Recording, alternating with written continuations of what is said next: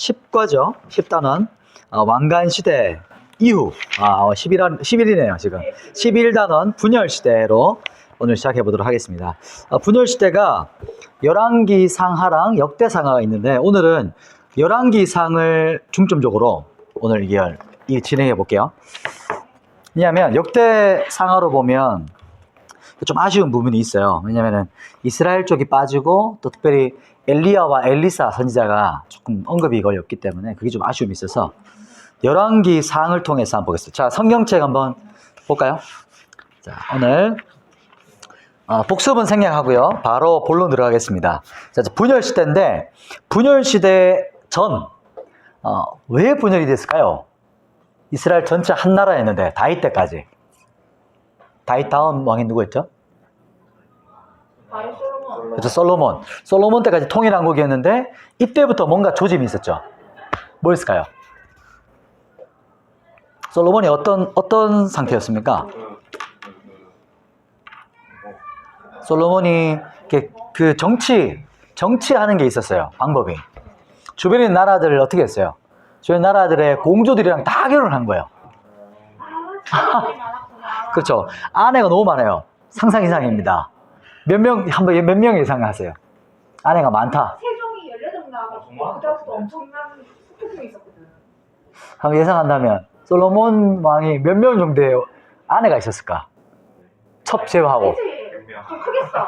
솔로몬이잖아. 100명? 조금 더 크게 쓰셔야 됩니다. 아 진짜요? 네. 300명? 250명. 자, 예를 들면 아내를 하루에 한 명씩 인사를 하면 3년이 걸려요. 네. 아내와 후궁을 합쳐가지고 1000명쯤 됩니다. 아내가 700명, 첩이 300명. 이게 좀 충격적이죠. 지나가다가 어디서 많이 보시던 분인데 제가 307번째 아내입니다. 이렇게 대답하는 거죠. 눈이 나치는데. 이게 바로 이제 통일왕국 때 있었지만 점점 뭔가 나라가 분열되어지거나 이거는 정치였지만 정치는 그렇게 시작했지만 점점 나이가 들면서 이 이방 여인들이잖아요. 아내들이 다 이방 여인들이 와가지고 뭘 섬기겠어요? 신실하게 하나님을 섬길까요? 그렇죠. 자기가 섬겼던 우상을 다 들여오는 거예요. 그러면서 나중에 솔로몬이 그 우상 숭배하는 데 같이 우상 숭배하기 시작해요. 그것이 바로 이 분열 시대의 시작이었습니다. 그리고 처음 시작은 솔로몬에서 이제 누구한테 왕이 넘어갔죠? 아들이 르자로 시작한 사람. 소리 리을이니까 르호보암, 그죠? 르호보암이 왕위를 이어받아야 되는데 이제 그 장로들이 왔잖아요. 지도자들이 와서 집합별로 우리 세금 너무 힘들었습니다. 우리 막 성전 짓고 막 왕궁 짓는다고 너무 노역이 힘들었다고. 그랬더니 르호보암이 뭐라고요? 잠깐 가 있어라. 내가 좀 의논하고 얘기해 주겠다. 자기 친구들. 근데 성경 그 사람들은 소년이라고 말해요. 40대가 넘었는데 소년이라고 표현해요. 그러니까 영적인 아주 미성숙한 사람들인 거죠. 40대지만. 그래서 그 친구들 소년의 말을 듣고 아버지의 채찍이 아닌 나는 정갈 채찍으로 너희를 다스리겠다. 강경책을 써요. 그랬더니 그 자리에서 바로 장로들이 다 떠나요. 열지파의 장로들이 다 떠나고 내가 너랑 무슨 상관이냐? 그 자리에서 다 도망갑니다. 떠납니다. 그랬더니 세금 징수하려고 자기 신하를 보내잖아요. 르호보암이. 근데 그 자리에서 그 사람이 즉사 돌아서 죽어요. 이걸 보고 르호보암이 도망쳐 나오죠. 아, 뭔가 잘못됐구나. 이때부터 이제 분열왕국이 시작됩니다. 그래서 북이스라엘은 10지파, 2지파는 누굴까요? 남유다의 2지파는 유다랑 제일 친한 같이 있어요. 베냐민 지파. 이 2지파가 신기하죠? 베냐민 지파는 사울 집안인데 사울 집안과 다윗 집안이 같이 남유다가 됐어요. 그래서 이 2지파가 남유다라고. 그래서 빈칸에 보시면 금방 설명했던 것인데 선왕 다윗이죠. 그 다음 왕은 누굽니까? 솔로몬이겠죠. 솔로몬 적어주시고 처음에는 아주 엄청난 사람이었어요. 지혜로 다스렸죠. 그런데 점점 힘들었어요. 노동력 동원하고 세금에 그리고 아까 말했던 이방 여인들이 너무 많아도 너무 많아. 그죠? 10명 단위가 아니에요. 100명 단위를 넘어서 1000 단위가 됐어요. 그러니까 엄청나죠? 그래서 나중에는 이 이방 숭배를 하니까 우상 숭배하니까 그런 하나님께서는 다윗 때문에 솔로몬 때는 어떻게 하십니까? 나라를 쪼개지 않으세요. 언약을 지키시기 위해서. 참 하나님 의리를 지키십니다. 다윗의 의리를. 그런데 그 다음 때 어찌 보면 솔로몬 때문에 망하는 거죠. 르호보암이 걔네 한번 뻘짓했다가 선택의 실수 한번 했다가 완전 나라가 쪼개졌어요. 그러니까 그 전에 이미 불씨가 다 지펴졌었고 결정적인 한방, 그게 르호보암이었습니다. 빈칸의 르호보암이죠. 그의 아들 르호보암. 그래서 북쪽은 이제 여로보암이 비슷하죠, 이름이. 원래는 여로보암이 솔로몬 때 그 감독관이었어요.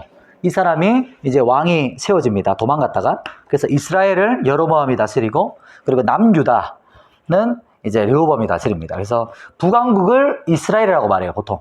그리고 남왕국을 유다라고 하고 남유다 이렇게 붙이기도 합니다. 그래서 빈칸에는 이스라엘, 유다 이렇게 적으시면 됩니다. 북왕국, 이스라엘. 북자는 이렇게 갈로 치워야 돼요. 보통은 저희 장로교나 교회에서는 북이스라엘을 많이 표현해요. 그리고 남유다라고 많이 표현하고요. 왜냐하면 유다 지파랑 조금 구분하기 위해서.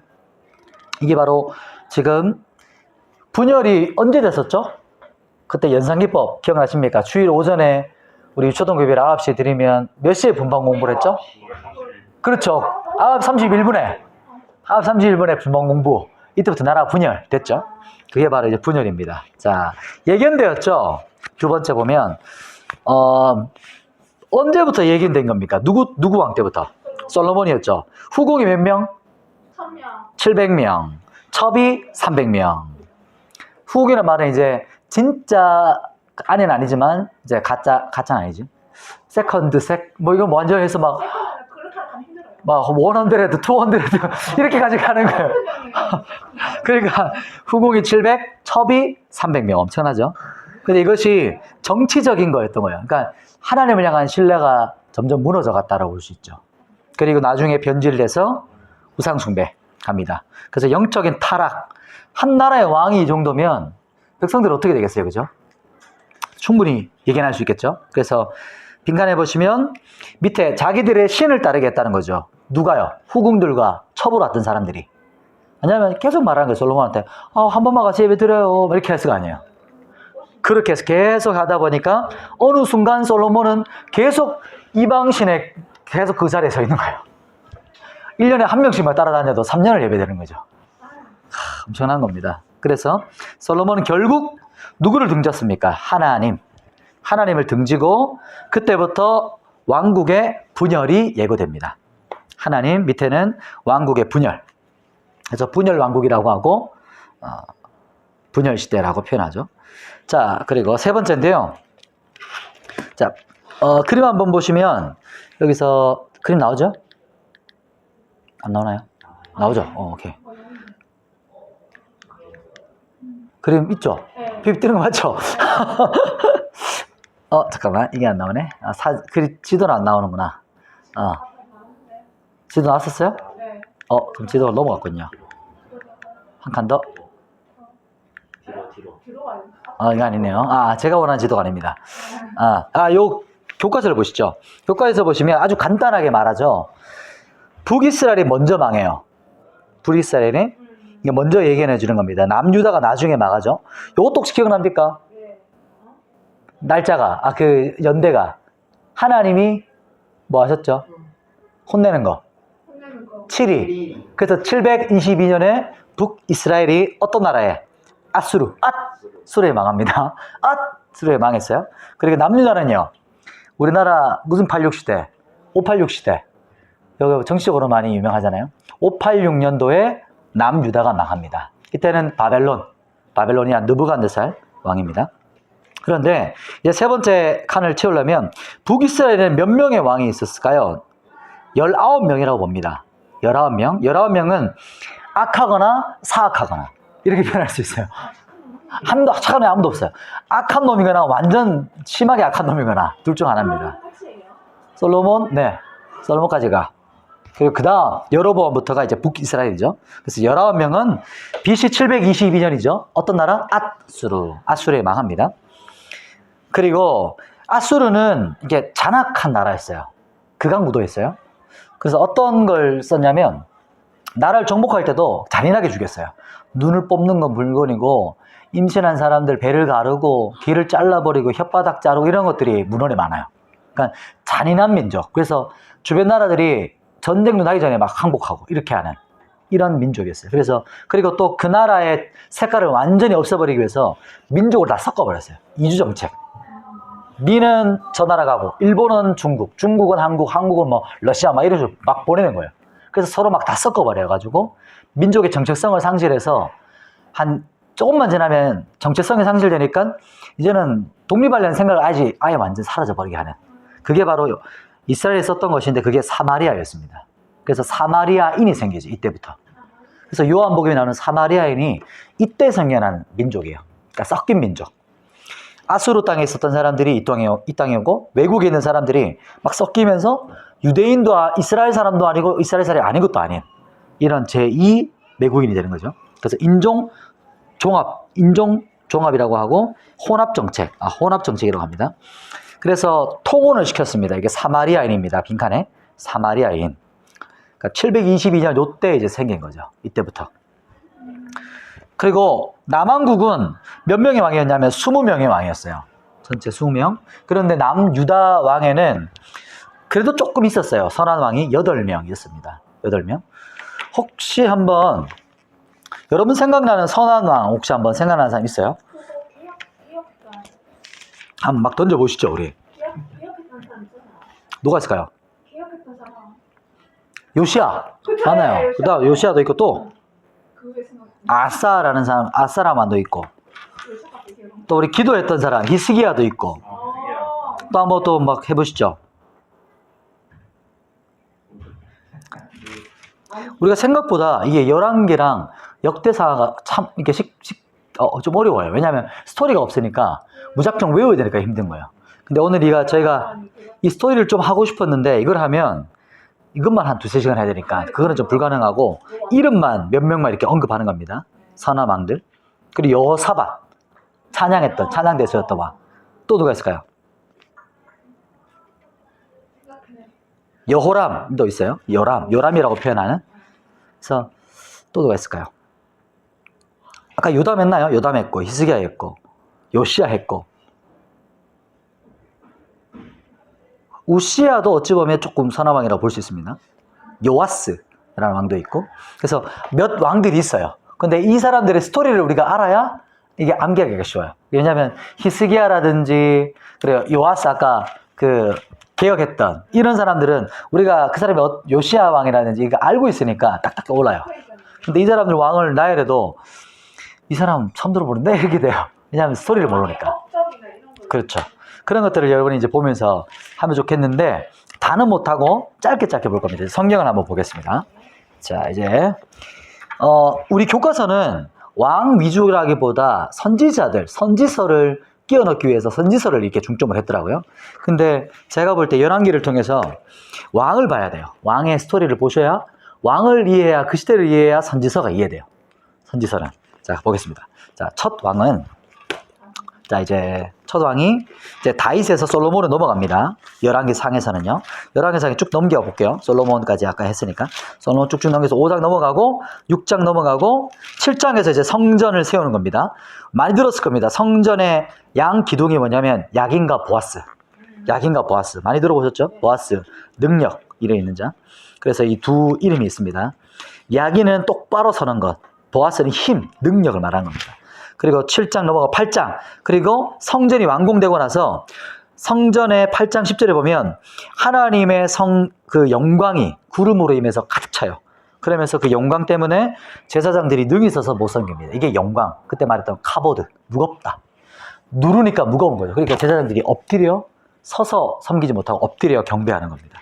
이게 예배에 임하는 임재입니다. 넘어가고 그리고 8장 이제 32절, 34절, 36절 보시면 이제 솔로몬이 기도하는 부분이에요. 성전이 완공되고 나서 성전 봉헌식의 모습이에요. 솔로몬이. 성전은 완공되잖아요. 근데 이때 성전 봉헌식을 하면서 찬양하고 감사도 하지만 중점적인 것은 회개에 대한 기도예요. 우리가 범죄하면 하나님 우리의 기도를 들어주세요. 이게 역대하 14장, 7장 14장 가장 유명하죠. 나의 백성이 다 겸비하여 그 찬양 있잖아요. 그게 역대하 7장 14절. 지금 우리 코로나가 터지고 메뚜기 떼가 막 그 중동과 중국까지 막 번졌거든요. 한 몇 년 전에. 그런 일이 벌어지고 호주 전 나라가 막 다 막 수십 일 동안 타고 막 캘리포니아에 막 기상이변이 일어나고 막 엄청난 전염병이 돌 때 그게 역대 7장 14절이었어요. 돌림병, 기근과 어떤 지진과 이런 것들이 일어날 때 주의 백성이 주님께 얼굴을 가고 회개할 때 주님 용서해 주십시오. 이게 열왕기상 요 8장에 나오는 부분과 일맥상통하는 겁니다. 쭉 넘어가고 9장 드디어 이제 솔로몬이 기도하고 나니까 하나님께서 솔로몬에게 나타나시는 장면. 우리 잘 아시죠? 네가 뭘 구하느냐? 꿈에 나타나셔가지고 그때 솔로몬이 지혜를 구하죠. 근데 그게 지혜가 아니고 듣는 마음이었다. 그래서 그 다음 사건이 바로 나왔던 게 뭐였죠? 그렇죠. 그 창기의 애기, 그 창기의 이야기까지 들을 수 있는 지혜. 그게 이제 그 다음 편에 표현된 거고요. 그런데 11장에 이제 원색적으로 나오죠. 솔로몬이 이방 여인들하고 4절, 5절, 6절 보면 밀곰, 그모스, 아사롯, 그러니까 바알과 아세랏 이런 신들이에요. 우상숭배를 쭉 하는 거예요. 몰래 별의별 일을 다 섬기죠. 이렇게 우상숭배를 하고 있는 겁니다. 그러면서 이제 12장에 보면 르호보암이 왕으로 하죠. 그런데 6절에 보면 노인들하고 의논을 해야 되는데, 그러니까 장로들하고 지혜론자들 해야 되는데 나오죠. 8절에 어린 사람들. 개역 한글에는 소년들이라고 말했고 개역 개정에는 어린 사람들. 어린 사람이 아니에요, 친구들이. 나이가 좀 있어요.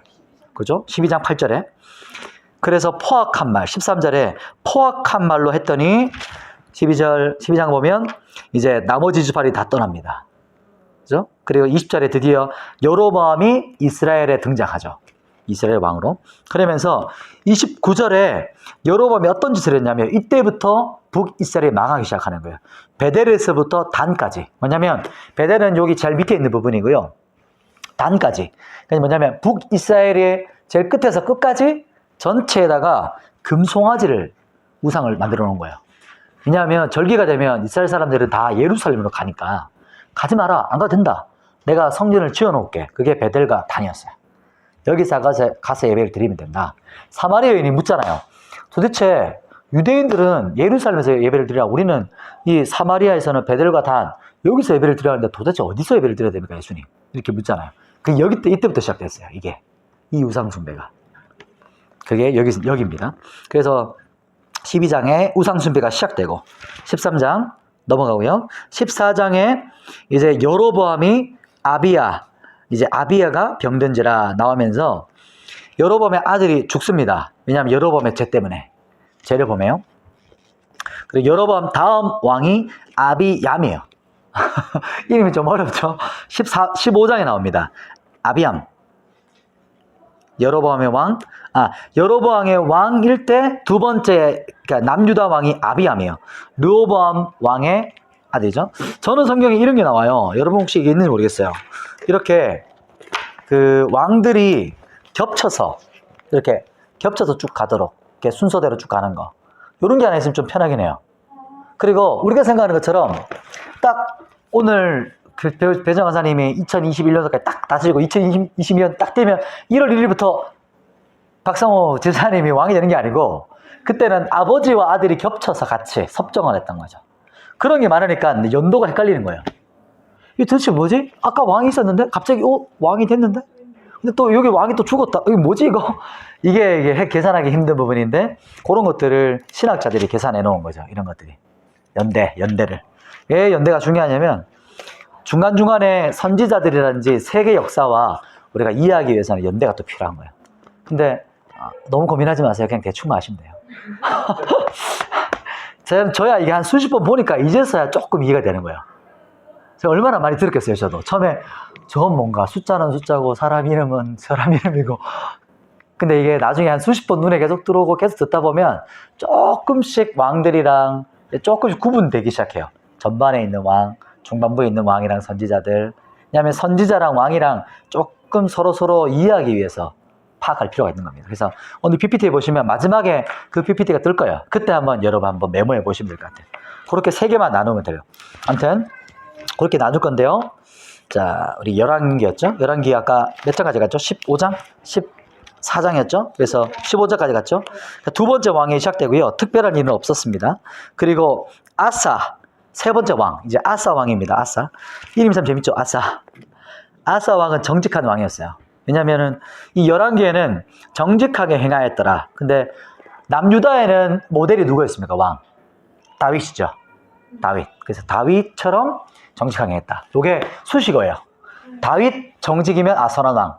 그러나 다윗처럼 선하지 않았다 그러면 악한 왕. 이렇게 되거나 오히려 북이스라엘 여로보암 왕처럼 행했다. 그러면 악한 왕인 거죠. 근데 나중에 또 보겠지만 여로보암보다 더 사악한 왕. 누구였을까요? 아내랑 극악 무도한 아내 팀플레이 했던. 그쵸? 이세벨과 아합. 그래서 오므리 왕조라고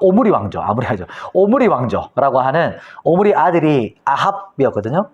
아합과 이세벨인데 이 아합은 극악 무도했어요. 바알과 아세라 신을 섬기는 신학교를 지어놨어요. 학교에다가. 국가 인증한.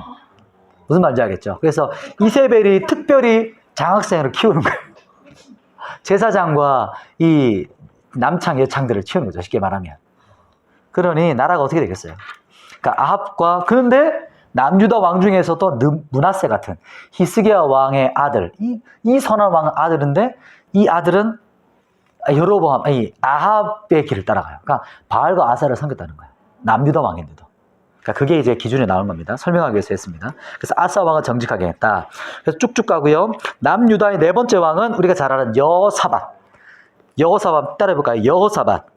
여호사밧입니다. 여호사밧. 잘 기억해 놓으시면 좋아요. 그래서 여호사밧은 샤파트라고 하는 심판하시다라는 뜻을 가지고 있는데 그거는 기억해 놓으시면 되고요.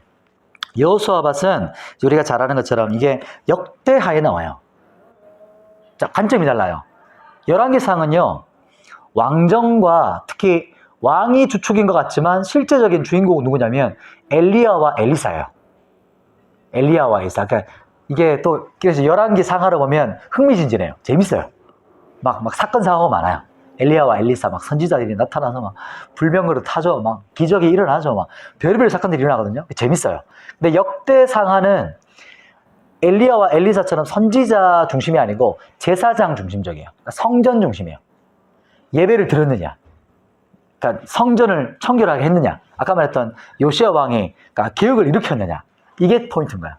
그래서 이 두 관점이 같이 가면 온전한 이 성경의 어떤 표면, 이 입체적인 걸 볼 수 있는 거죠. 그래서 관점이 다르다는 거. 그렇게 해서 열왕기상 보면서 역대기상 보고, 이렇게 보면 좋은데 쉽지 않으시니까 열왕기상 보고 역대하 연결해서 보면서 아까 얘기했던 이게 이거구나. 그렇게 부가 설명처럼 서로가 채워져요. 그런 겁니다. 여호사밧이 이름이 있지만 내용이 없는 것은 역대상하에 있다. 이렇게 생각하시면 돼요. 그리고 16장 이제 예후가 나타납니다. 예후 선지자. 그리고 이제 갑자기 이게 왔다 갔다 해요. 열왕기상하는 갑자기 북이스라엘 갔다가 남유다 왔다가. 그러니까 연대가 막 섞이는 거죠. 그래서 헷갈리시면은 그냥 헷갈리는 대로 두세요. 나중에 정리하시면 됩니다. 그래서 16장에 드디어 오므리 아들 누가 나옵니까? 30절에 16장 30절 아합이 나옵니다. 제가 지금 빨리 하기 위해서 좀 생략하고 있어요. 쭉쭉쭉 나오고 있습니다. 중요한 인물만 잡는 거예요. 오므리는 특별한 게 없었는데 오므리의 아들이 특별해서 오므리 왕조라고 표현해요. 오므리 때부터 이 왕가가 되는 거죠. 갑자기. 왜냐하면 북이스라엘은 왕조가 계속 바뀌어요. 남유다는 왕조가 안 바뀌죠. 그죠? 다윗 때부터 쭉 가는 정통 왕조입니다. 그러나 북이스라엘은 막 바뀝니다. 왜냐하면 반역 일어나는 겁니다. 그래서 오므리 왕조가 아합 거부터 해서 쭉 가는 거예요. 그런데 아합이 극악 무도해요. 그러면서 이세벨을 아내로 여기서부터 이제 뻥 터집니다. 폭탄처럼. 둘이가 만나서 바알을 힘있게 섬겨요. 이세벨 자체가 엣바알이에요. 아빠 이름이. 이름 느껴지시죠? 엣바알.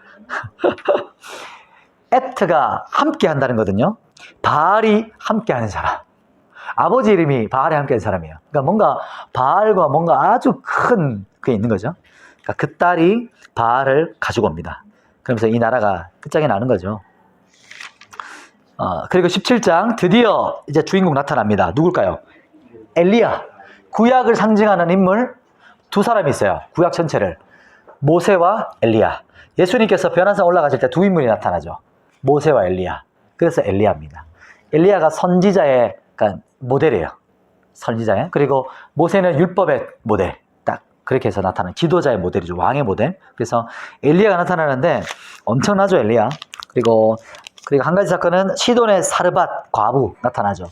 마지막 빵 먹고 아들이랑 죽으려고 하는데 좀 이 사건 보면 좀 그래요. 갑자기 그렇게 빵이 막 많이 많찬도 아니고요. 그렇게 한 움큼 요만큼 밀가루면 빵이 얼마나 될까요? 요거를 해가 반죽해가지고 요거 아들이랑 나눠 먹고 죽을라 했습니다. 했더니 엘리야가 딱 그 말을 듣고 뭐라 하냐면 그거 나한테 갖고 와. 목사님이 지금 지사님 지금 두 분이서 이렇게 예를 든 겁니다. 더 이상 이제 먹을 게 없어요. 그래서 삼각김밥 한 개. 요거 아내랑 남편이랑 반반 나눠 먹고 저희는 이제 죽음을 기다릴 겁니다. 했더니 목사님이 그 삼각김밥 나한테 갖고 와. 이렇게 하시는 그런 느낌인 거예요. 그런데 이게 다 의미가 있었던 거죠. 이게 뭐냐면 우리가 번영신학을 비판하지만 심어야 거둔다는 원리가 이 안에 있어요. 하나님께 자기가 가장 힘들지만 하나님께 드릴 때 하나님이 그 믿음을 보시고 주는 거야. 내가 좋기 때문에 종교적인 게 아니고 그 믿음과 헌신 때문에 그런 거에 대한 메시지가 얘에 담겨 있습니다. 그래서 기적을 체험하죠. 기름 그릇을 다 가져와라 해서 엄청난 것을 다 빌려왔는데 그릇에 계속 부어도 기름이 떨어집니까? 안 떨어집니까? 안 떨어지죠. 그래서 그 기름 팔아가지고 이 두 사람이 가부와 아들이 평생을 먹고 살았다는 거죠. 그 이야기가 시작되고 이때부터 이제 엄청난 기적들이 쭉 나타나는데요. 생략하고요. 18장 드디어 이세벨 나타납니다. 이세벨이 그냥 제사장들만 바알과 아세라 제사장들만 키운 게 아니고 하나님 믿는 사람들 다 죽이기 시작해요. 제사장들을. 그러니 선지자들이 어떻게 됐을까요? 다 도망 다니는 거예요. 무섭죠. 그러니까 북한 땅 같은 거죠. 숨어 다니고 지하에 북한에 있는 성도들은 소리 내서 찬양하는 게 소원이래요. 소리를 한번 내가지고. 그리고 마음껏 찬양하는 거, 그리고 성경책을 자기가 들고 다니고 싶은 거. 이게 북한 땅에 있는 성도들의 소원이라고 하더라고요. 그러니까 북한 땅에 한 번씩 가시는 그 이삭 목사님이 계시거든요. 지금 모르겠는데 그때 말할 때 거의 대부분의 탈북민들이라든지 그 북한에 있던 분들이 다 그렇게 고백을 한대요. 그래 참 그 말을 듣고 많이 눈물을 많이 흘리셨다 하더라고요. 아무튼 그런 거죠. 이게 선지자들이 산으로 들로 도망다니면서 굴에 사는 거예요.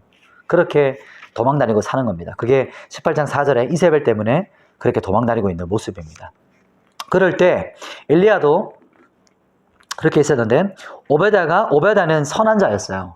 선지자를 챙겨주는 내주 엘리야 당신이니까 이렇게 묻습니다. 엘리야가 나를 아합한테 데려가라 이렇게 말을 해요. 이 오베다한테. 아니 저는 그럴 수 없습니다. 데려가면 바로 그냥 죽는 거거든요. 그러니 저는 그렇게 할 수 없습니다. 그렇게 말했더니 아니다. 하나님께서 나한테 하실 말이 있다. 데려가라. 넌 괜찮다. 근데 오베다는 또 한 가지 엘리야를 하나님께서 막 두고 다니시는 거예요. 그냥 막 여기 엘리야다 하면은 딱 갔더니 엘리야가 없어. 그냥 숭 데려가시는 이런 일이 반복되니까 저 죽을 수 있습니다. 이렇게 표현하거든요. 오베다가. 그러나 그렇지 않을 거다. 만났는데 자 이제 드디어 우리가 많이 유명한 사건이죠. 갈멜산 사건. 저는 어릴 때 초등학교 때 갈멜살인 줄 알았어요. 근데 갈멜산 발음이 좀 어려워요. 요즘도 발음이 어렵네. 450대 400 사건. 기억나십니까? 갈멜산에서 바알과 아세라 제사장, 사제들과 이 엘리야의 맞짱뜨는 사건. 어떻게 합니까? 산에다가 제단을 쌓아서 번제단 위에다가 제물을 쌓았는데 이 바알 숭배자들은 어떻게 해요? 아침부터 어떻게 했을까요? 한번 상상하면 뭐 이상한 말 했겠죠. 말이요 이렇게 해서 우가 이렇게 해서 북치고 난리 났을 거예요. 그죠? 근데 그렇게 해도 안 와. 불이 안 내려와. 그랬더니 이제는 극단적으로 어떻게 하냐면 칼을 가지고 서로 자기 몸을 자해하기 시작해요. 피를 내요. 근데 제가 볼 때 이 사람들이 이렇게 했을 때 기적이 일어났던 거예요. 그죠? 느낌이 오시죠? 그전까지는 이렇게 하면 뭔가 사탄적인 마술적인 힘이 있었던 거죠. 이 사람들이 그런 훈련을 받았던 거죠. 마술이 있잖아요. 지금도. 그러니까, 마술이 아니지. 마술은 맞고 우리는 이거 뭐죠? 지금 매직하는 거? 속임수와 진짜 마술은 다르거든요. 진짜 마술하는 사람들은 사탄에게 쓰임받는 사람들이에요. 그래서 우리는 교회에서 마술하면 큰일 나겠죠. 사탄적인 거 갖고는. 트릭적인 거는 어떤 퍼포먼스를 위해서 할 수 있겠지만, 근데 좋지는 않아요. 제가 볼 때. 왜냐면 그것도 속임이니까. 그러니까 어떤 신기하고 너무 재밌잖아요. 오! 갑자기 막 불을 켜기 전에 푸악 해서 막 비둘기가 샥 날아가는 거. 그런 어떤 트릭 같은 거는 인정해 줄 수는 있지만, 진짜 마술가도 있어요. 지금은 뭐 숨겨져 있을 수 있겠지만, 사탄 숭배자들처럼. 이 사람들이 진짜 사탄 숭배자들이었어요. 아예. 쉽게 말하면. 그때부터 흘러오는. 그렇기 때문에 막 찢는데, 그래도 안 되죠. 그랬더니 막 바알이 숭배자들을 놀리죠. 엘리야가. 야, 너 뭐 하냐, 지금? 그래서 막 놀리면서 막, 야, 바알 혹시 응하러 간 거 아니야? 막 별의별 놀리고 하니까 얘들도 아마 열받을 거예요. 그러니까 막, 으악! 해서 막 또 빛을 올리지만 안 돼요. 그때 이제 내가 하지. 딱 등장합니다. 그러면서 재단에다가 물 바게스를 막 퍼부어요. 그때 물이 얼마나 귀한데. 막 퍼부어가지고 물이 흘러 넘쳐 막 강이 흐르는 것처럼 하게 해가지고, 자, 내가, 그러니까 일을 하고 나서 이스라엘 사람들한테 선택을 선포하죠. 너희가 언제까지, 이게 기억나시죠? 유명한 구절. 언제까지 바알과 여호와 사이에 머뭇머뭇거리겠느냐. 오늘 결정해라. 쉽게 말하면 양다리 그만 걸쳐라 이거지. 다리 찢어진다 이거예요. 그게 우리 많이 들으셨을 거예요. 양다리 걸치는 거. 세상과 하나님과의 관계. 이게 여기서 나오는 그거예요. 그래서 그랬더니 한번 딱 하나님께 딱 기도했더니 어떻게 됩니까? 하늘에서 뭐가 떨어져요? 불이 떨어가지고 완전 거기를 혀가 핥는 것처럼 확 핥아버리는 것처럼 완전히 그냥 살라버린다. 그게 바로 18장 38절 부분이죠. 그죠? 도량 밑에 있는 물까지 그냥 증발시켰다는 거죠. 불이. 그랬더니 엘리야가 백성들을 향해서 그걸 주목하고 보고 있잖아요. 지금 죽여버려 했더니 이제 세사람들이 이제 막 도망가고 막 백성들이 잡아가지고 죽이고 이런 현장이 나타나는 겁니다. 이게 오늘의 모습이에요. 그러다가 그때 가뭄이었어요. 사르밧 가부. 그때부터 이제 하늘에서 비가 안 내리는 일이 벌어졌잖아요. 3년 6개월 동안. 그랬더니 그런데 우리가 요것도 이 사건 잘 아시죠? 7번 기도하는 거. 무릎 사이에다가 머리를 어떻게 넣은지 모르겠지만 혹시 들어가시나요? 쉽지 않은데 이거 웬만큼 허리 긴 사람이 아니면 잘 안 들어가거든요. 그래서 이렇게 머리를 다리 사이에다가 무릎 사이에다가 넣어요. 허벅지 사이에. 그 기도해요. 7번. 그래서 한번 넣어보시려 했나요? 그랬더니 근데 멀리서 이 종한테 보더니 멀리서 손바닥만한 구름이 보입니다. 그랬더니 아합 왕한테 가가지고 왕이시여 마차를 타고 내려가십시오. 이제 소라기처럼 내릴 겁니다. 그랬더니 아합이 내려가죠. 근데 그 뒤를 이게 퍼포먼스 같아요. 영화 같아요. 산 내리막길을 가려고 마차가 달려가는데 옆에 누가 달려가요? 엘리야가 같이 달려가요. 막 진짜 신기해요. 성경에 보면 진짜 재밌어요. 이런 걸 상상하면. 그래서 막 같이 막 시속 마차가 달려가는 게 조선 몇 킬로 달려가죠? 3, 40 넘지 않을까요? 4, 50 막 달려가잖아요. 그러니까 와 가는데 막 거기를 막 칼 탁탁탁탁 축지법처럼 막 엘리야가 달려가는 거예요. 그렇게 달려가면서 일어납니다. 이게 엄청난 사건이잖아요. 몇 번의 기적을 경험해요. 그런데 또 이게 참 아이러니컬한 일이 벌어져요. 이세벨, 이 여자가 대단한 여자예요. 자기가 키웠던 제사장이 다 죽었어요, 지금. 그리고 하나님 불을 뭐라고 말하냐면 엘리야한테 편지를 보내요. 사람 보내가지고 내가 너를 반드시 죽여버릴 거야. 무섭죠? 근데 어찌 보면 가서 엘리야에게 사람들 죽인 것처럼 그냥 죽여버리면 되는데 그게 안 되는 거예요. 엘리야가 그 자리에서 어떻게 되죠?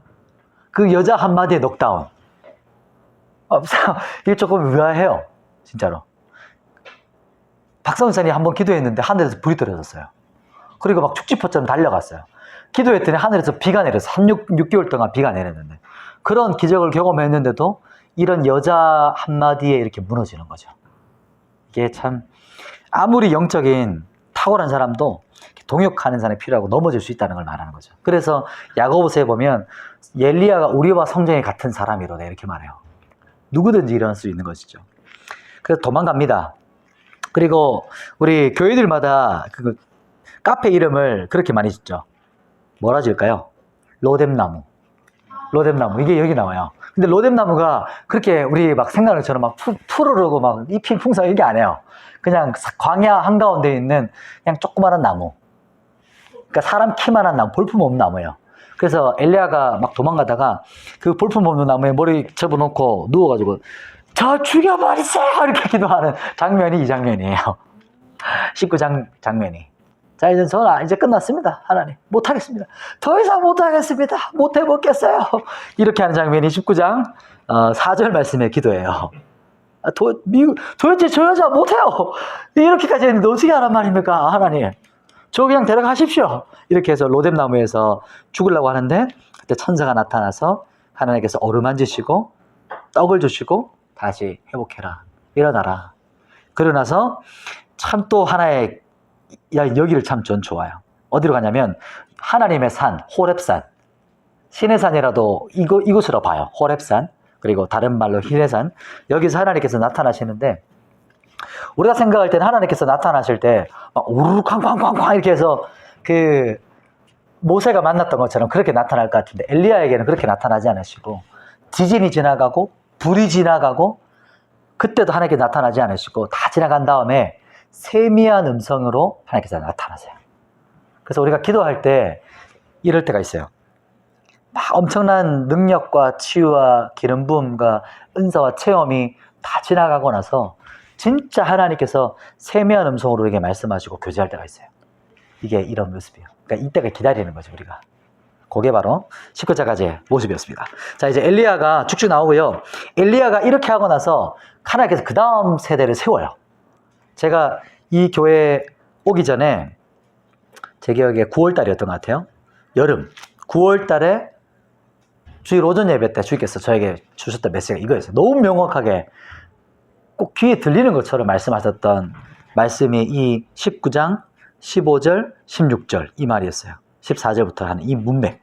그래서 하나님께서 너는 하사엘과 예후와 엘리사 다음 세대를 세워라. 이거 다 메시지를 주셨거든요. 그리고 나서 한참 있다가 이 조함교회를 만나게 됐고 이렇게 오게 된 스토리였어요.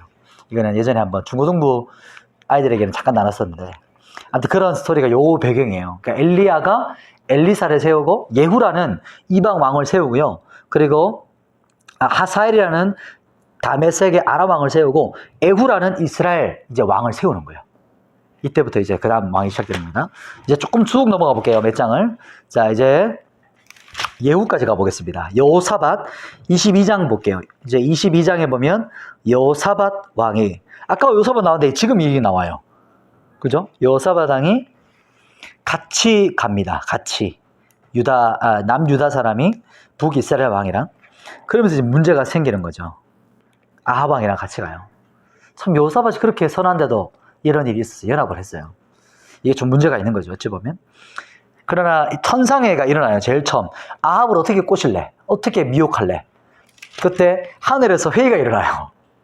이거 진짜 신기한 거거든요. 회의가 어디냐면 22장 20절에 보시면 여호와께서 말씀하시기를 누가 아합을 깨어 그를 라못에서 죽게 하겠냐. 재밌죠? 하나님께서 한 사람을 죽일 때도 이 악한 자를 죽일 때도 이런 일을 이렇게 하신다는 것이죠. 그래서 22절에 보면 거짓말하는 영을 선지자들에게 보내요. 그래서 아합이 와서 예언을 했던 사람들이 다 거짓말로 예언해요. 그런데 한 선지자 누굴까요? 미가야만 정직한 하나님의 예언을 해요. 당신 죽을 겁니다. 죽을 겁니다. 그렇게 말하고 이제 아합이 죽습니다.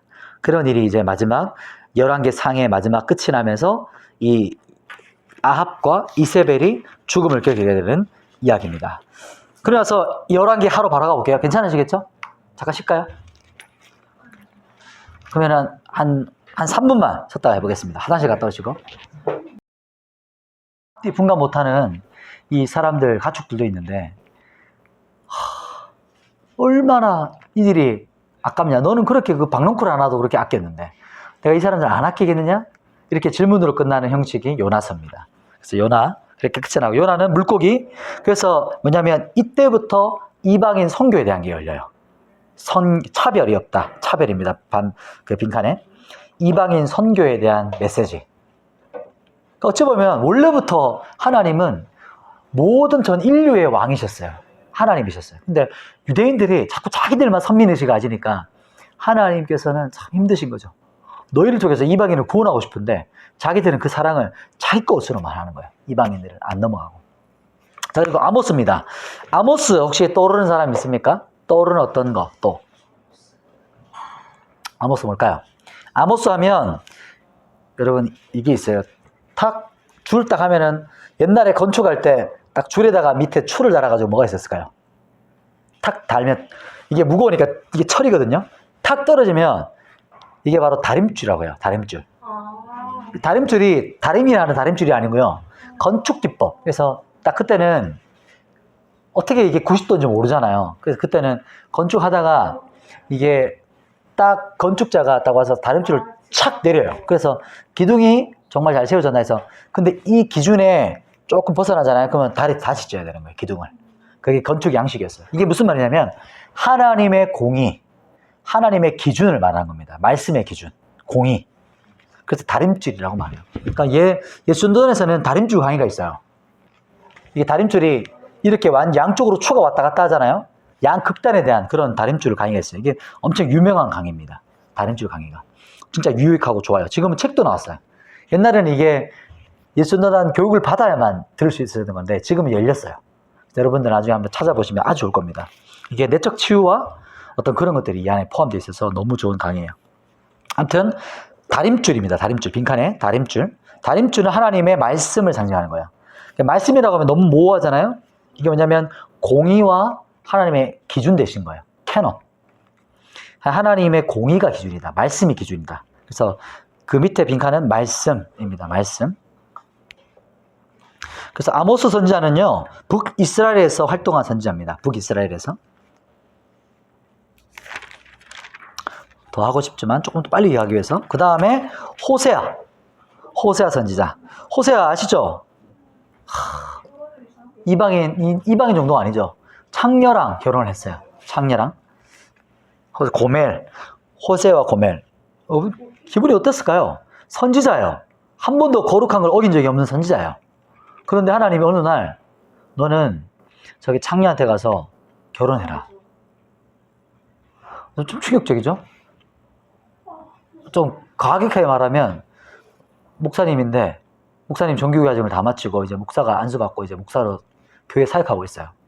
근데 어느 날 목사님 하나님께서 너는 이렇게 말하면 좀 그러네. 이게 다른 저기 술집 정도가 아니죠. 저기 창조촌에 가서 그 아내를 데리고 와라. 결혼해라.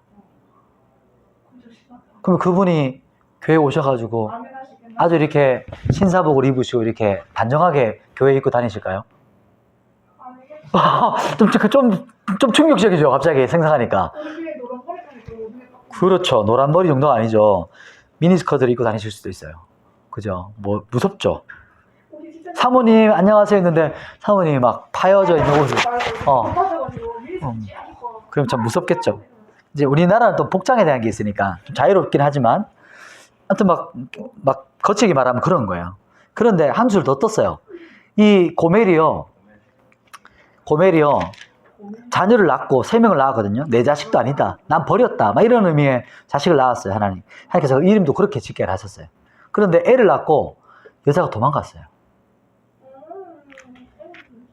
도망간 게 막 구법받아서 도망간 게 아니고요. 남자랑 바람이 났어요. 무섭죠. 근데 더 충격적인 게 있어요. 하나님이 호세아한테 뭐라 하셨을까요? 다시 데려와라. 막 가서 막 화내가지고 막 뭐라 하고 데려오는 게 아니에요. 어떻게 하냐면 돈을 주고 다시 사와요. 충격적이죠. 이게 무슨 의미냐면 하나님께서 이스라엘을 향한 마음이에요. 내가 얼마나 너를 사랑했냐. 내가 너를 출애굽에서 구원했잖아요. 근데 다시 배신하고 가요. 내가 너를 다시 샀다. 내가 다 용서할게. 그래서 회개하고 왔어요. 또 배신해요. 다시 또 샀어요. 바벨론 포로 갔는데 다시 사왔어요. 또 배신해요. 그래서 하나님께서 호세아 선지자에게 지금 이스라엘 남유다를 향한 하나님의 그 찢어지는 마음을 호세아한테 알려주시는 거죠. 그 마음을. 지금 우리에게도. 참, 그래서 이건 참 그냥 상상이 안 되는 거예요, 이거는. 남자한테. 배정환 선생님 감당할 수 있겠어요? 그러니까 아무리 그냥 교회만 우리가 배정환 선생님뿐만 아니라 그냥 교회만 다니는 그냥 사람이라도 이건 감당이 안 되는 거잖아요, 그죠? 이건 교회 안 다니는 사람도 감당이 안 돼요. 어찌 보면. 하나님은 그런 마음인 거죠. 넘어가겠습니다. 미가입니다. 45분이네. 미가 선지자는 혹시 들어보셨어요? 미가는 그게 유명하죠. 저울도 있고요. 또 한 가지 공의와 정의. 너희가 이렇게 하는 게 진짜 정의롭냐? 한번 돌아봐라. 그런 부분이에요. 그래서 미가는 도덕성에 대한 겁니다. 갈로에 남유다 사회의 도덕성, 정의와 공의. 너희는 진짜 정의도 없고 공의도 없다. 그러니까 이방인들처럼.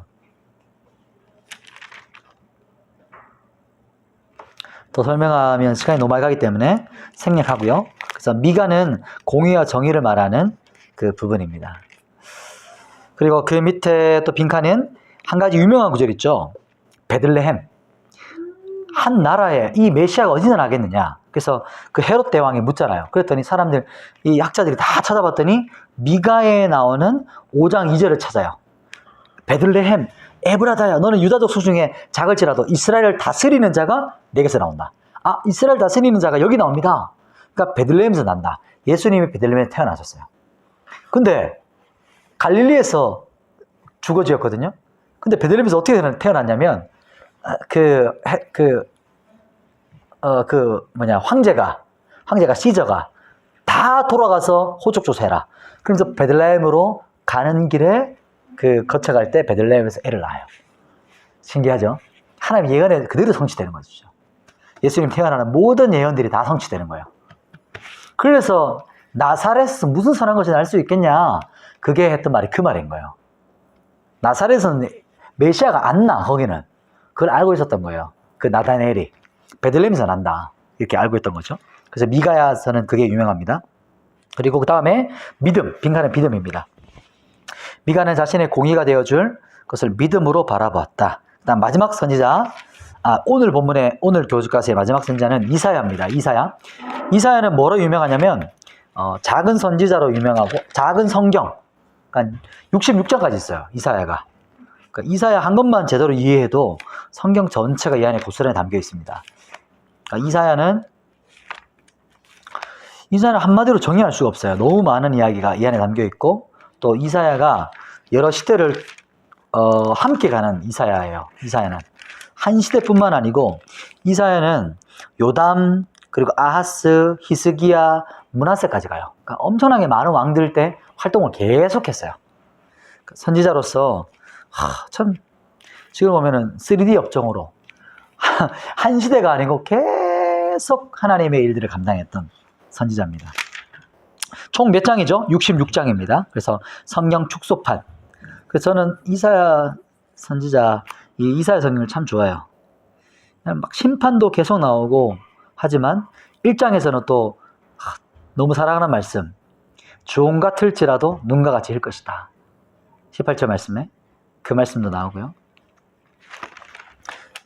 2장 넘어가고, 그러니까 그 장장마다 하나님의 엄청난 말씀들이 있어요. 이걸 다 하려면은 이것만 해도 지금 몇 시간에 넘어가겠습니다. 그리고 소명장 6장이죠. 이사야 6장에 소명이라는 것은 불렀다, 콜링했다, 그런 뜻입니다.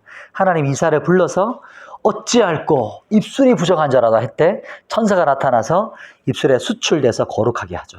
그래서 6장 때 하늘이 열리고 하나님의 보좌가 열려지잖아요. 그래서 스랍 천사들이 날고 자기 몸을 가리면서 거룩하다, 거룩하다, 거룩하다. 그 앞에서 이사야가 반응하죠. 그리고 7장 넘어가고 쭉쭉쭉 넘어가면서 너무 귀한 말씀들이, 임마누엘, 이것도 이사야에 나오는 말씀이에요. 그래서 임마누엘을 향한 것은 뭐냐면 처녀가 잉태해서 애를 낳을 거다. 그게 이제 임마누엘에 대한 징조였어요. 징조. 실제적으로 1차적으로 이루어졌고, 그리고 이게 2차적으로 메시아 때 일어나는 거고, 지금 우리에게 3차적으로 또 우리 안에 계신 임마누엘, 하나님이 우리와 함께 하시다, 내주하신다, 이게 성취되는 겁니다. 엄청난 구절들이 너무 많아요. 그리고 일어나라 빛을 발하라 61장 그거죠. 그렇죠. 그렇죠. 이건 뭐 한 장씩만 해도 그렇죠. 11장에 보면 여호와의 영, 여호와의 일곱 영, 여호와께서 어떻게 활동하시는가. 그래서 11장 예전에 한번 제가 했던 것 같은데 여호와의 영의 지혜의 영, 총명의 영, 모활약의 영, 재능의 영, 지식의 영, 여호와를 경외하는 영, 이 쭉 나옵니다. 쭉 넘어갈게요. 그리고 또 갑자기 보면 14장에는 사탄에 대한 예언도 나와요. 14장 12절에 너 아침의 아들 계명성이여, 이게 사탄을 말해요. 하늘에서 떨어졌던 거. 14장 12절 하늘에서 떨어져서 어떻게 이 땅에 찍혔는고, 이게 그 사탄을 향한 상징적으로 말한 거고 실제적인 것이죠. 그래서 12절부터 17절까지가 사탄을 향한 말씀이 여기 나오는 겁니다. 그리고 16장에 다윗의 장막 회복되는 것에 대한 것도 나오고요. 그래서 애굽에 대한 거 쭉쭉 역사가 쭉 나와요. 보면은 19장부터는 이스라엘 역사, 애굽에 대한 회복, 그래서 마지막 때 애굽이 이스라엘과 함께 회복될 거예요. 이게 이사야에 나오는 말씀이에요. 지금 이제 아직 성취되지 않은 구절입니다. 이게 쭉 넘어가서 22장, 23장, 25장, 그리고 눈물을 식혀주실 거다. 마지막 때 이게 마지막 요한계시록의 말씀과 또 일맥상통하죠. 그리고 27절에 보시면 리오 라단이 있어요. 이게 그 창조과학에서는 이게 바로 그 공룡이었을 것이다 예상을 합니다. 왜냐면은 이 표현을 보면 이게 그냥 뱀이 아니에요. 이게 악어가 아니에요. 그리고 그냥 이게 뭐냐면 이런 어떤 큰 짐승이 이거는 하마라든지 어떤 사람은 하마다, 이거는 코끼리다, 그게 아닌 거예요. 표현을 보면 꼬리가 막 풍채가 막 엄청난 거예요. 이게 사람과 함께 살았던 아주 소수의 공룡을 상징하는 것이다, 이렇게도 표현합니다. 자, 쭉 넘어가고요. 너무 중요한 것들이 많지만 제가 다 성공을 못할 것 같아요. 그리고 32장 예수님에 대한 예언입니다. 보라, 장차 한 왕이 공의로 통치할 것이다. 31장 1절에 장차 한 왕, 예수 그리스도, 메시아를 상징하는 겁니다. 그가 오실 것이다. 그리고 17절에 공의의 결과, 평강, 안전, 이런 얘기가 좀 나오고요. 35장에 메시아의 날, 그날이 어떤 날인지를 이제 35장에 쭉 나오는 겁니다. 그날 맹인이 눈을 밝을 것이다. 요 보이시죠? 그 5절에 이게 예수님께서 성전에서 외쳤던 그 말씀들이요. 쭉 넘어갈게요. 그래서 37장은 갑자기 뜬금없이 역사가 나와요. 스토리가 나와요. 갑자기 막 예언하다가 37장은 이게 반복되는 스토리입니다. 쭉 넘어가고, 어떻게 위로하는 장면. 40장은 참 저도 사랑하는 구절인데, 내 백성을 위로하라, 위로하라. 이게 이사야를 향해서 하나님께서 말씀하셨던 예언이에요. 내 백성을 위로하라. 너는 내 백성을 위로하라. 어쨌든 어제도 이 말씀이 확 떠올랐어요. 40장 31절, 제가 아주 사랑하는 찬양. 새 힘 얻으리 주를 바랄 때, 이게 바로 31절 말씀입니다. 40장의 31절. 그러니까 찬양 인도하는 분들은 말씀을 다 알아야 돼요. 이 찬양 가사가 어디서 왔냐. 그래 앞뒤 문맥과 주제와 이게 뭘 말씀하는지를 알고 찬양을 해야 돼요. 따라하면 안 돼요. 그래서 30절, 31절 이 부분이 나오죠. 여호와를 앙망하는 자는 새 힘을 얻으리니. 이거 경험해 본 적 있으세요? 너무 피곤하고 완전히 지쳤고 영적으로도 다운됐는데 갑자기 초자연적으로 막 힘이 일어나는 거. 이게 이 말씀이에요. 이게 이 말씀이에요. 진짜 그렇습니다. 여호와를 앙망하는 자에게 새 힘이 부어져요. 그래야 이 찬양 할 수 있어요. 그리고 막 완전히 넉다운 됐는데도 막 새 힘이 부어져요. 막. 이게 막 엄청난 놀라운 일이에요. 그래서 막 분명히 지금 막 새벽 1시고 막 어떨 때 이제 부흥회 우리 하면은 예전에 그랬잖아요. 막 산에 올라가서 부흥회하면 자 11시부터 또 끝나는 시간 없어. 계속이야. 그럼 찬양팀은 기도하는 사람은 기도만 하면 되지만 찬양팀은 특히 드러머 계속 쳐야 돼요. 막 새 힘 어디를 새 힘 당신은 네가 어느 순간 발과 손이 하나가 됐어요. 분명히 따로 해야 되는데 내 의지가 아니야. 그러니까 박자를 쪼개야 되는데 뭐 쪼갤 수가 없어. 그냥 같이 이렇게 되거든요. 그러다가 찬양하는 사람도 그렇고 악기팀도 그렇고 예배자도 그렇고 막 찬양하다가 막 지쳐가다 갑자기 하나님의 새 힘이 부어져서 성령의 힘으로 막 기도하는 거. 이걸 경험해야 돼요. 그죠? 기도하는 사람들도 그렇고. 이게 이 말씀이에요. 이 언약의 말씀. 아무리 곤고하고 지친 자라도 소년이라도 피곤하고 지쳐도 하나님이 주는 새 힘으로 일어나게 될 거다. 이게 그 말씀입니다. 이건 성취되는 말씀이에요. 그대로. 그리고 42장 이것도 메시아 주의 종의 말씀입니다. 이게 유명한 구절이에요. 그리고 그 찬양 있죠. 그 사랑 찬양. 상한 갈 때 꺾지 않으시 3절 말씀이에요. 그래서 여기 나오는 그 구절입니다. 그래서 찬양 가사가 다 성경 안에 있어요. 넘어가고 43장 너 야곱아 이 말씀. 이게 43장 1절에 나오는 이 말씀입니다. 그리고 그 간사님 좋아하는 찬양 있죠. 요즘 찬양. 불 가운데 지날 때에 뭐 이 찬양 이게 이 구절이에요. 2절 말씀. 물 가운데 지날 때는 내가 너와 함께하고 불 가운데 지날 때 내가 너와 함께하고 두려워하지 마라. 5절. 이 구절 말씀입니다. 그래서 쭉쭉 나와요. 그리고 자 이제 또 넘어갈게요. 43장에 내가 너를 지목하여 불렀나니 내가 너를 지어 만들었다. 야곱아. 막 이런 말씀이 또 43장 21절 22절 그리고 보라새 이를 하나님께서 이스라엘 망해도 광야의 길을 내겠다 했던 말씀이 19절 18절 이 말씀이 하나님께서 언약하시는 겁니다. 내가 회복시킬 거다. 내 주권으로 할 거다. 그 말씀이 성취되는 겁니다. 그리고 44절에도 나의 택한 종 야곱 이스라엘아 내가 너를 모태에서 지었다. 이 말씀. 그리고 3절에 목마른 자들을 내가 물을 주겠다. 이 말씀인 거죠. 그래서 이사야 말씀에 주옥 같은 말씀들이 진짜 많아요. 좀 넘어가고 45절 드디어 이때는 고레스가 없었어요. 근데 이사야 45장에 여호와께 기름 부음 받은 고레스가 벌써 나와요. 고레스가 태어나기 200년 전이에요. 역사적으로. 놀랍죠? 그래서 어떤 신학자는 이렇게 말해요. 고레스가 성경에 자기 이름이 있는 걸 보고 너무 기분이 좋아서 포로를 돌아보내겠다. 근데 그건 이제 뭐 결과론적인 거고. 그러나 이미 하나님께서 고레스를 통해서 이스라엘 돌려보내겠다고 언약하신 말씀이 이미 나와요. 그러니까 고레스는 하나님께 쓰임받은 왕이에요. 한마디로. 역사 가운데 하나님께 일반 왕이 쓰임받은 거죠. 쉽게 말하면. 하나님의 믿는 백성이 아니라도. 하나님은 누구든지 사용하신다는 거지. 이게 이 말씀의 성취입니다. 그리고 나는 여호와라. 나는 나 외에 다른 이가 없다. 나밖에 없다. 이 말씀. 그리고 45장 6절 말씀에 찬양 있죠. 해 뜨는 곳에서부터 지는 곳까지 여호와 이름이 찬양받는다. 해 뜨는 데부터 그 찬양. 그 찬양 여기 나오고요.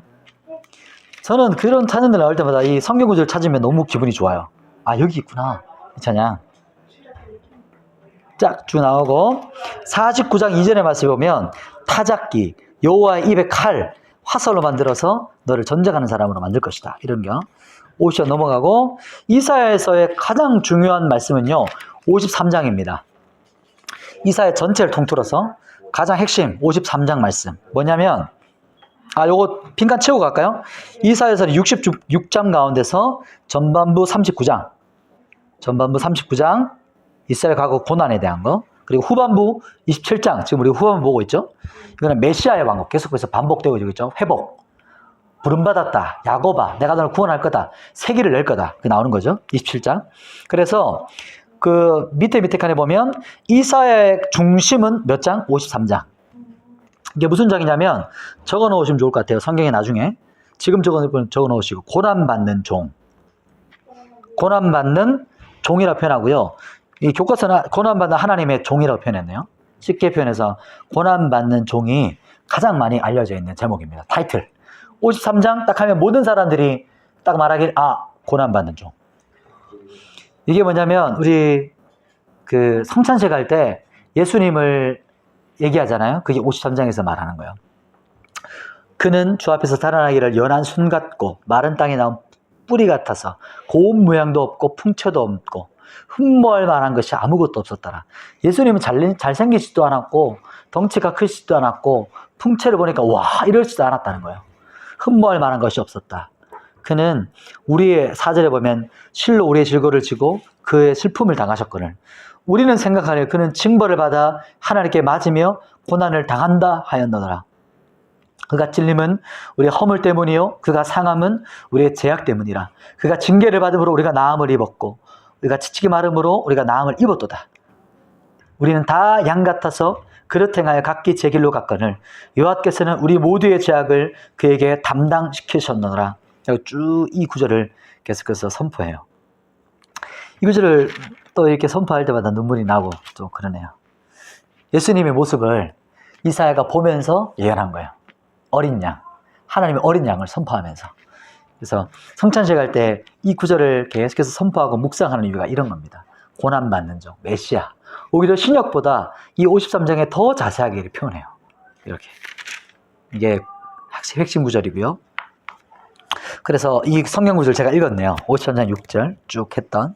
그래서 고난받는 종 예수 그리스도는 속건제물로 드려졌습니다. 마지막 빈칸에 예수 그리스도입니다.